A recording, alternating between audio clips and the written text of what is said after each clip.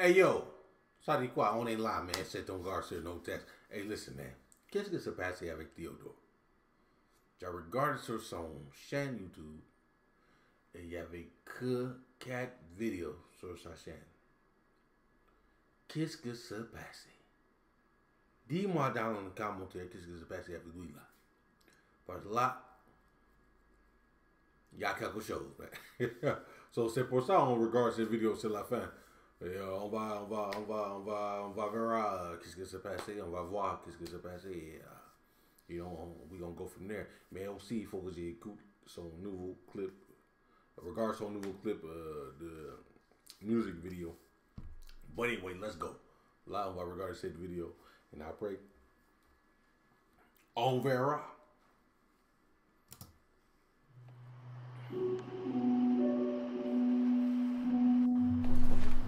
Salut. Ouais.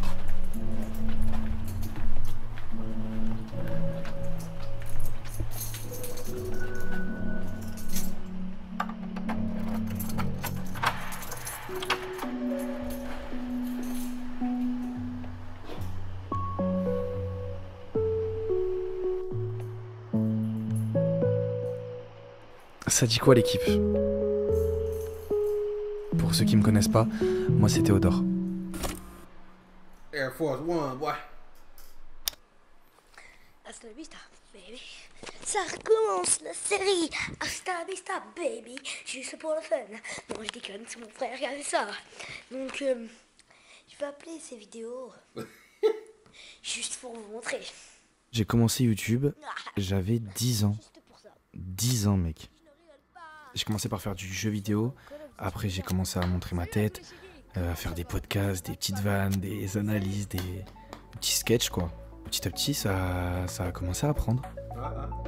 Et sur ma route, j'ai eu la chance de rencontrer plein de gens. À 14 ans, je rencontre Mastu. Je dois dire que la vérité, seulement la vérité. Moi, c'était un gars que je connaissais déjà. Il avait percé à l'époque, il avait 13 ans, 14 ans, je sais pas.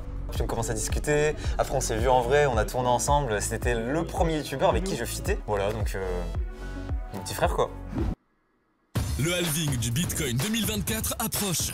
Mais attendez, c'est quoi le halving? Le halving est un énorme événement dans le monde des cryptos. Le minage de Bitcoin récompense... Et puis le temps passe, chacun fait sa route, on se perd un petit peu de vue. Ça dit quoi? Bien ou quoi la team? Et un jour, il m'a appelé. Hello mon gars, ça va ou quoi? Bah écoute, petit vocal, tu te souviens quand je t'ai parlé du local qu'on voulait prendre sur Angers avec Jordan? Bah on a les clés de ce local, et en fait il y a un truc dont je t'ai pas parlé, c'est qu'on aimerait bien que tu rejoignes ce local avec nous sur Angers. Est-ce que ça te chauffe ou pas? N'hésite pas à me dire, tu prends le temps, tranquillement. Vas-y, des bisous mon frérot. Moi je suis genre... Shout out Angers, man. Shout out Angers, le 49, baby. Shout out to 49. Si vous êtes de 49, man, dis-moi dans les commentaires, baby. Shout out to 49. Il faut que tu viennes là-bas et faire une soirée à Angers, man. Est-ce qu'il y a de bonnes boîtes de nouilles là-bas?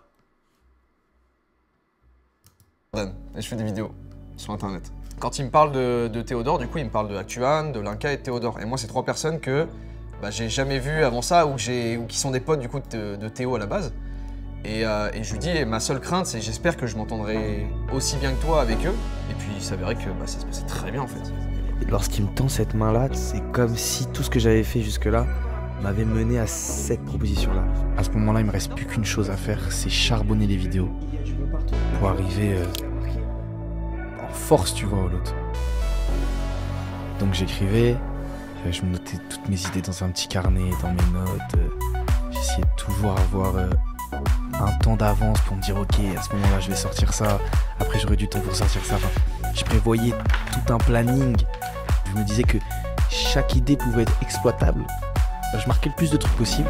Après, je tournais, je donnais le meilleur de moi-même. J'essayais de montrer mes skills en théâtre parce que j'étais à l'école de théâtre à ce moment-là. Je montais. Ouais, parce qu'à cette époque-là, je montais mes propres vidéos. J'étais sur Vegas Pro 12, mon gars.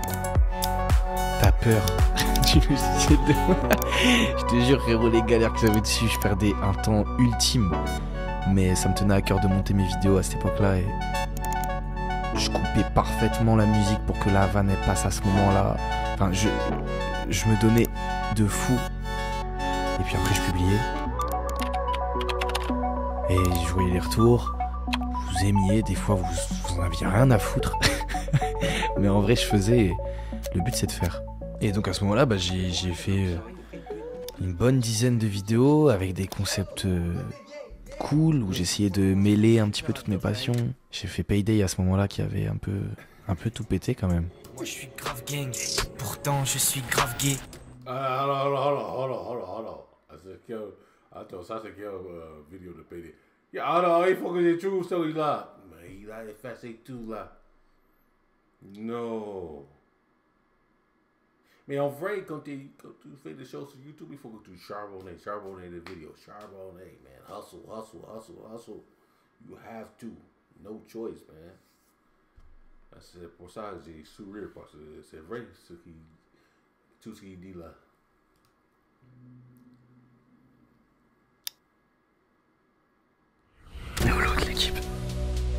Voilà, c'est mon studio pour l'instant. Donc, Le but avec le projet du Lot, c'était d'être entouré de plein de créateurs différents et surtout d'avoir une ambiance plus pote que taf professionnel. Il y a une émulsion créative assez exceptionnelle parce qu'en fait on se croise tous les jours, on a tous plein d'idées et en fait juste on a envie de tout casser. Ça paraît assez irréel quoi ce qui se passe. C'est dingue. Ça filme tout le temps en fait. Moi à ce moment-là je vis juste un rêve. Mais franchement je pense que personne n'est prêt à l'ampleur que ça a pris. il s'appelle Théodore. Lui, c'est Théodore. Je suis tellement la tête dans le guidon que je regarde pas trop tôt.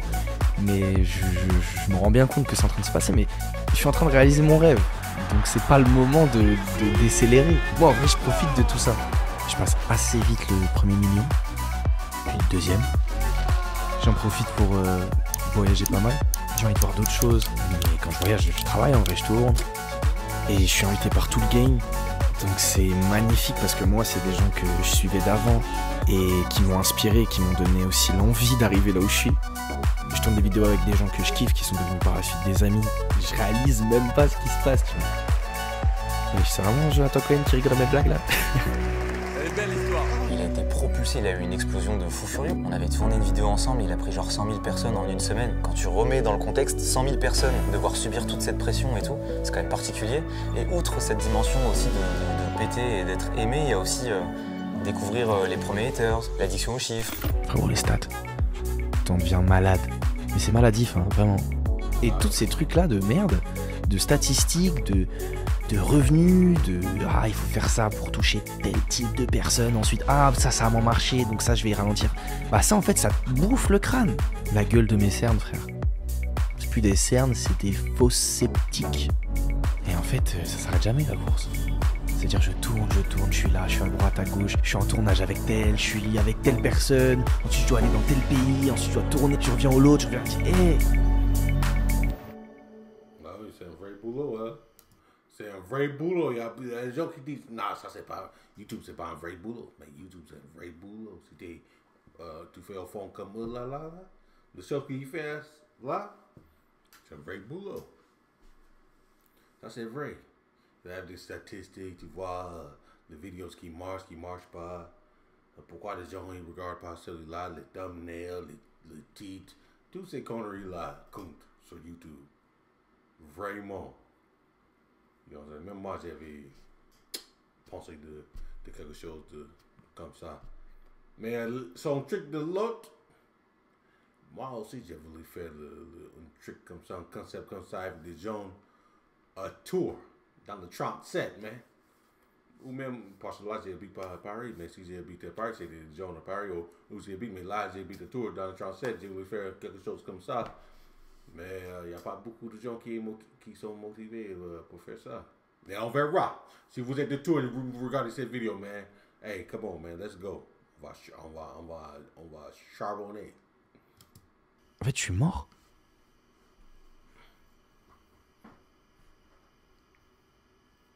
En vrai, ce qui me sort un petit peu de toute cette course, c'est la musique. À ce moment-là, j'apprends en profondeur à m'enregistrer moi-même. Et ouais, en fait, je fais du son. Et je passe de plus en plus de temps avec mes frérots, ma famille, tu vois. Là, j'arrive à ce moment-là à me refocus un peu. J'ai l'impression d'avoir gagné, en fait. la course. Ou tout du moins, j'ai pas forcément envie de la gagner, cette course. J'en sais rien. Le temps a fait que les gars, ils avaient leur propre projet. Et du coup, Mastu, il m'a annoncé que le lot, ça allait se terminer. Pour plein de raisons que eux vous ont expliquées et qui vous expliqueront mieux que moi. On est tous arrivés à des moments de notre carrière, je trouve, où il y avait plein de possibilités, plein de portes qui s'offraient à nous, et du coup la question c'était, qu'est-ce qu'on fait quoi? Est-ce qu'on fait un truc tous ensemble? Est-ce qu'on a tous les mêmes envies aussi? En fait, moi, ça faisait un moment que j'étais plus trop rangé, parce que, mon appartement, hanté, par exemple, et puis mille autres raisons en vrai. Moi, j'ai toute ma famille à Paris, et puis j'avais plus les mêmes ambitions et envies sur YouTube, tu vois. Donc au début, le fait que ça se finisse, ça m'a pas atteint plus que ça, parce que, tu vois, c'était la suite logique des choses. Mais je t'avoue que quand j'y suis retourné pour dire au revoir aux gars, bon, c'est pas des adieux, hein, mais pour tourner la page, disons, ça m'a un peu fait un truc. Quand j'ai revu mes 2 studios, tout ça. Là, on est dans mon premier studio au lot. Un désastre, finalement. C'est devenu... C'est un peu fun parce que... Donc, c'est moi qui... Je crois que je suis le dernier à faire mon studio au lot. Et tu sais, il faut l'annoncer un petit peu au meilleur moment. Donc, on se dépêche et tout. Et j'ai jamais mis la porte. J'étais un escroc de A à Z.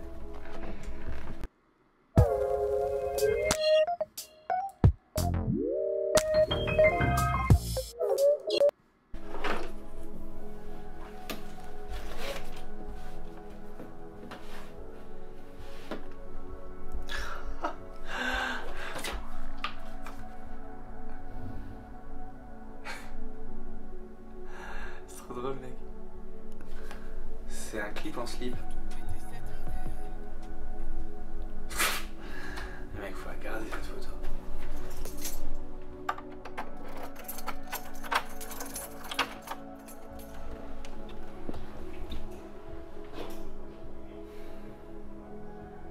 Bonjour à tous. Alors aujourd'hui, tout ce studio ne sort uniquement et simplement de ma tête.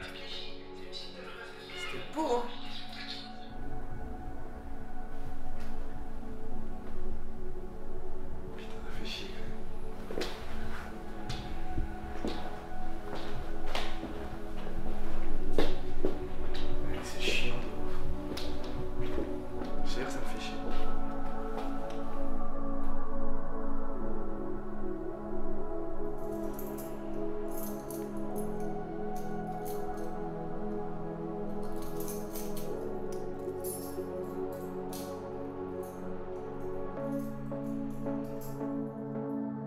Ça me laisse des souvenirs de fou, même quand je regarde les vlogs, quand je regarde le lancement du lot, le moment où on met les vidéos en ligne avec le champagne et tout, j'adore, j'aime trop. C'est des beaux souvenirs, ouais.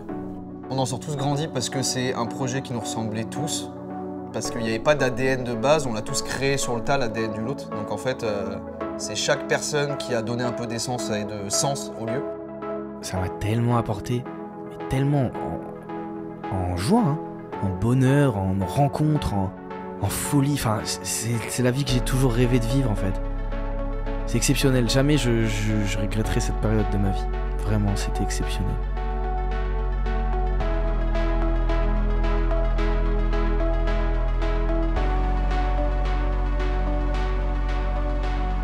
Donc maintenant, place à autre chose. Ça veut pas dire que je vais arrêter YouTube. Hein. Moi, j'ai toujours envie de partager des choses. Mais je crois que ce sera différent. Ça, c'est sûr.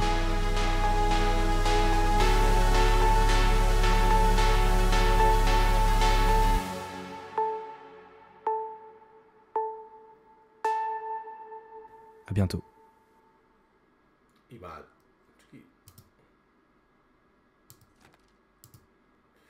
Bah oui.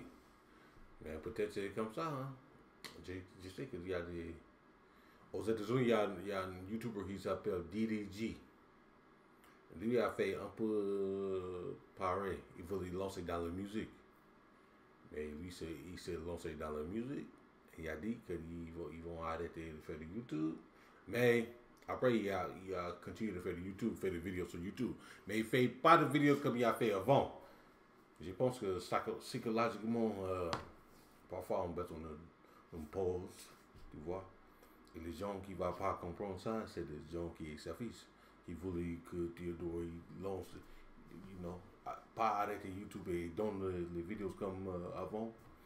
Mais pour sa santé, je pense que il a pris la décision de faire